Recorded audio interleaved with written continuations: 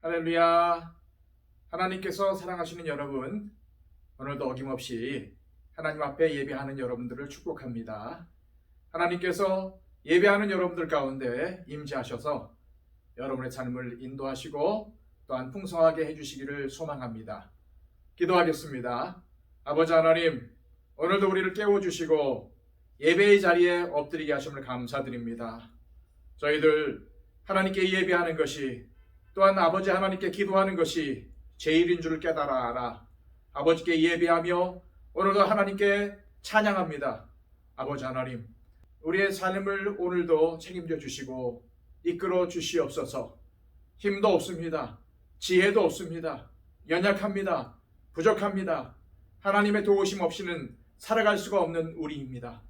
아버지 하나님, 그러기에 아버지 하나님의 붙잡아 주심을 간절히 소망합니다. 오늘도 장중에 붙들어 주셔서 인도하여 주시고 주장하여 주시옵소서. 오늘 하루도 주신 이 하루 아버지 하나님을 위해 하나님의 영광을 위해 살아가는 우리의 삶이 되게 하여 주시옵소서. 후회 없는 인생을 살게 하여 주시고 아버지 하나님께서 기뻐하시는 삶을 살아나갈 수 있도록 인도하여 주옵소서. 예수 그리스도의 이름으로 기도하옵나이다. 아멘. 다 함께 찬송가 218장 찬양 드립니다.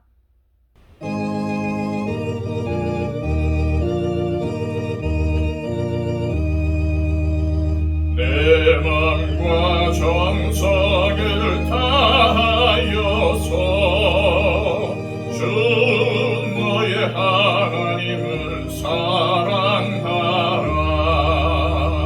내 몸을 아끼고 사랑하듯 형제와 이웃을 사랑하라.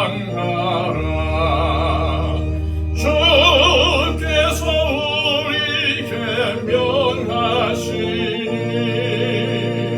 그 명령 따라서 살아가리. 널 미워 해치는 원수라도 언제나 너그럽게 사랑하라. 널 핍박하는 자 위에서도 진실한 마음으로 복을 빌라. 주께서 우리에게 명하시니 그 명령 따라서 살아가리. 나 항상 주님을 멀리하고 형제를 사랑하지 못하였다. 이러한 죄인을 사랑하사 주께서 몸 버려 죽으셨다. 죄의 큰 사랑 받으니 몸 내 생명 다 바쳐 충성하리.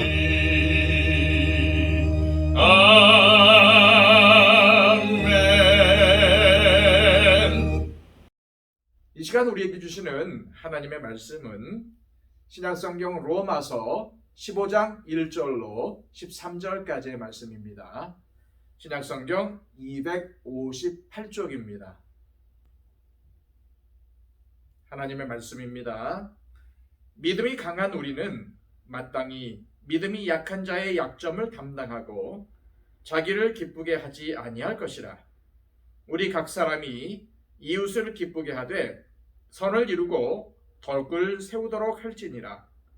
그리스도께서도 자기를 기쁘게 하지 아니하셨나니 기록된 바 주를 비방하는 자들의 비방이 내게 미쳤나이다 함과 같으니라. 무엇이든지 전에 기록된 바는 우리의 교훈을 위하여 기록된 것이니 우리로 하여금 인내로 또는 성경의 위로로 소망을 가지게 함이니라. 이제 인내와 위로의 하나님이 너희로 그리스도 예수를 본받아 서로 뜻이 같게 하여 주사 한 마음과 한 입으로 하나님 곧 우리 주 예수 그리스도의 아버지께 영광을 돌리게 하려 하노라. 그러므로 그리스도께서 우리를 받아 하나님께 영광을 돌리신 것 같이 너희도 서로 받으라. 내가 말하노니 그리스도께서 하나님의 진실하심을 위하여 할례의 추종자가 되셨으니 이는 조상들에게 주신 약속들을 견고하게 하시고 이방인들도 그 긍휼하심으로 말미암아 하나님께 영광을 돌리게 하려 하심이라. 기록된 바 그러므로 내가 열방 중에서 주께 감사하고 주의 이름을 찬송하리로다 함과 같으니라. 또 이르되 열방들아 주의 백성과 함께 즐거워하라 하였으며 또 모든 열방들아 주를 찬양하며 모든 백성들아 그를 찬송하라 하였으며 또 이사야가 이르되 이새의 뿌리 곧 열방을 다스리기 위하여 일어나시는 이가 있으리니 열방이 그에게 소망을 두리라 하였느니라. 소망의 하나님이 모든 기쁨과 평강을 믿음 안에서 너희에게 충만하게 하사 성령의 능력으로 소망이 넘치게 하시기를 원하노라. 아멘. 로마서 15장의 말씀은 앞장인 14장과 계속적으로 이어지는 말씀으로 교회 안에서 성도들끼리 가져야 할 자세에 관해 이야기합니다. 곧 믿음이 강한 자가 믿음이 약한 자를 위하여 덕을 세워야 하며 성도의 머리 되신 그리스도께서 우리에게 보이신 모습을 본받아 서로 용납하며 하나님께 영광을 돌려야 한다는 것입니다. 자, 1절 말씀입니다. 믿음이 강한 우리는 마땅히 믿음이 약한 자의 약점을 담당하고 자기를 기쁘게 하지 아니할 것이라. 사랑하는 여러분, 여러분들은 믿음이 강한 자가 되시길 바랍니다. 왜요? 연약한 자를 돕기 위해서입니다. 신앙생활을 하다 보면 크고 작은 여러 가지 어려운 일들이 많이 있습니다. 부부 사이의 관계, 부모와의 관계, 자녀들과의 관계, 직장에서의 수많은 관계들 가운데 어찌 어려움이 없겠습니까? 그럼에도 불구하고 하나님, 이런 어려움들 때문에 흔들리지 않는 강한 믿음을 내게 주옵소서, 이렇게 기도하셔야 합니다. 왜입니까? 다시 한번 강조하지만 그래야 믿음이 약한 자들을 도울 수 있기 때문입니다. 그렇다면 누가 강한 자입니까? 1절과 2절 말씀입니다. 믿음이 강한 우리는 마땅히 믿음이 약한 자의 약점을 담당하고 자기를 기쁘게 하지 아니할 것이라. 우리 각 사람이 이웃을 기쁘게 하되 선을 이루고 덕을 세우도록 할지니라. 아멘.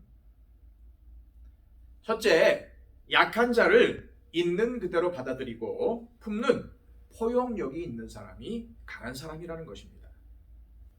로마서 14장에서 바울이 말하는 믿음이 강한 자는 율법의 전통에 매이지 않고 예수 그리스도를 통한 진리 안에서 자유함을 누리는 자였습니다. 그런데 진정으로 믿음이 강한 자는 아무리 자기의 생각이 옳다는 확신을 가지고 있어도 서로 다름을 인정하고 믿음이 약한 자들을 비판해서는 안 된다는 것입니다. 도리어 그들의 약점을 품어주어야 한다는 것이죠.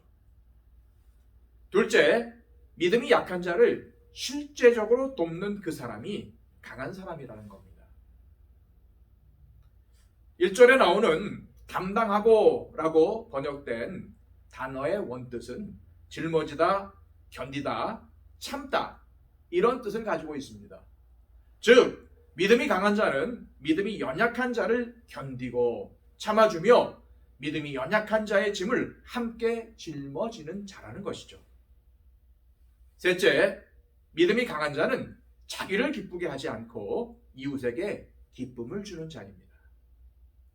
사람은 누구나 자기가 기뻐하기를 원합니다. 그리고 그렇게 행동을 하지요. 그러다가 자기가 기분이 나빠지면 모든 관계가 틀어져 버리고 말지요. 그러나 오늘 주시는 말씀은 자기를 기쁘게 하지 아니하고 믿음이 약한 자와 이웃에게 기쁨을 주는 자가 강한 자라고 이야기를 하고 있습니다. 지금까지 한 말씀을 요약하면 내가 가진 강함이나 장점들을 나 자신을 나타내는 데 사용하지 않고 연약한 자를 참아주고 그들의 짐을 함께 져주며 이웃에게 기쁨을 주는 데 사용하는 그 사람이 강한 사람이라는 것입니다. 그렇다면 자신에게 기쁨이 되는 일을 행하는 본능을 가진 우리가 어떻게 하면 강한 자가 될 수 있을까요? 자, 5절과 6절 말씀입니다. 이제 인내와 위로의 하나님이 너희로 그리스도 예수를 본받아 서로 뜻이 같게 하여 주사 한 마음과 한 입으로 하나님 곧 우리 주 예수 그리스도의 아버지께 영광을 돌리게 하려 하노라. 아멘. 자, 5절에서 바울 사도는 이제 인내와 위로의 하나님이 너희로 예수 그리스도를 본받아 서로 뜻이 같게 하여 주사라고 기원을 하고 있습니다.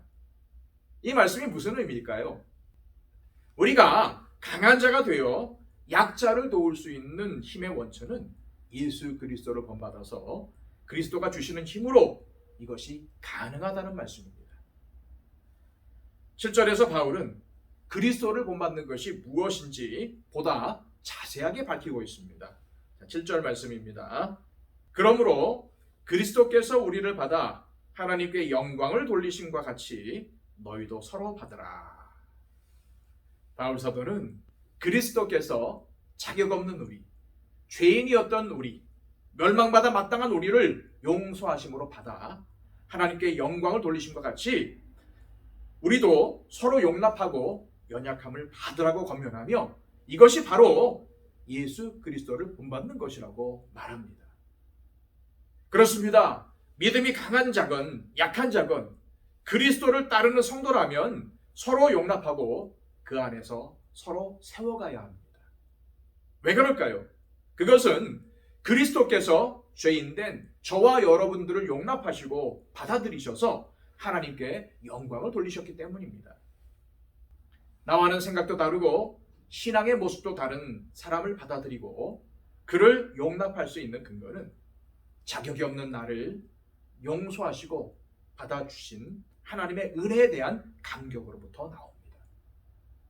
우리가 그 사람보다 깨끗해서 돈이나 권력과 같은 자랑할 만한 뭔가가 있어서 그런 것이 아닙니다. 이것들은 다 자기중심적인 생각들입니다. 우리가 알다시피 성도의 죄일 되는 목적은 하나님을 영화롭게 하는 것입니다. 우리 성도가 서로를 용납하고 받음으로써 그것이 하나님께 영광이 된다면 우리는 이유 불문하고 마땅히 서로 용납하고 받아들여야 합니다. 자, 이제 8절부터 12절까지의 말씀에서 바울은 예수 그리스도께서 유대인과 이방인 모두를 받으셨다고 강조합니다. 바울이 이 이야기를 하는 이유는 로마 교회 안에 발생한 음식 문제와 절기 문제로 인한 갈등, 또 교회를 이루고 있는 유대인과 이방인들 사이에 혈통적, 민족적인 문제로 인한 갈등 때문입니다. 그래서 바울은 유대인이나 이방인이나 모두가 주님의 은혜를 입은 자들이기 때문에 서로 용납하고 하나가 되어야 한다고 말씀하고 있는 것입니다. 이는 우리도 마찬가지입니다. 우리 모두는 하나님께서 있는 모습 그대로 은혜로 받아주신 하나님의 자녀들입니다. 그러므로 서로 용납하고 협력하여 서로 간에 덕을 세워나가야 합니다. 그래서 우리 모두 선한 영향력을 우리 주변에 전파해야 합니다. 이를 위해 우리는 힘써 기도해야 되겠죠. 이제 마지막으로 13절 말씀입니다.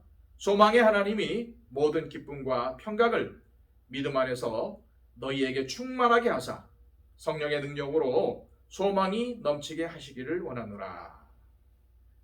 바울은 소망이 넘치는 삶을 사는 방법을 소개하고 있습니다.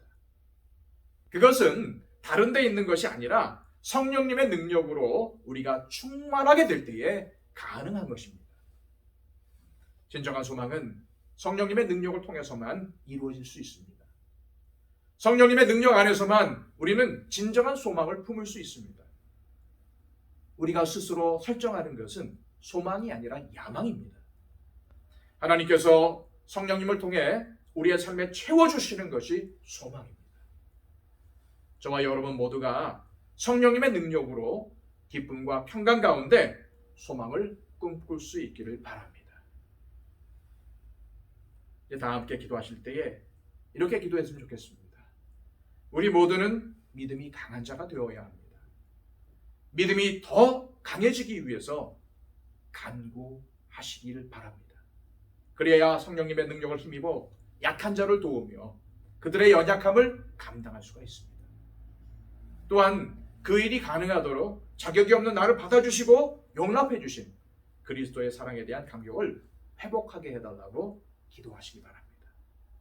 그리고 무엇보다도 성령님의 능력으로 하나님이 주시는 소망을 가질 수 있기를 간구하시기를 바랍니다. 그리고 이 사회를 위해서, 우리 나라를 위해서, 또한 우리 더 처치를 위해서 기도해 주시고요. 우리 교회 안에 연약한 자들을 내가 도울 수 있도록, 그들을 담당할 수 있도록 나에게 강한 믿음을 달라고 기도해 주시기를 바랍니다.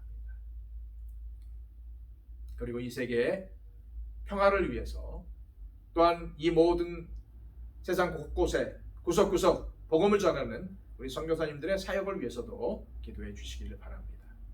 우리 다 함께 하나님께 기도하겠습니다.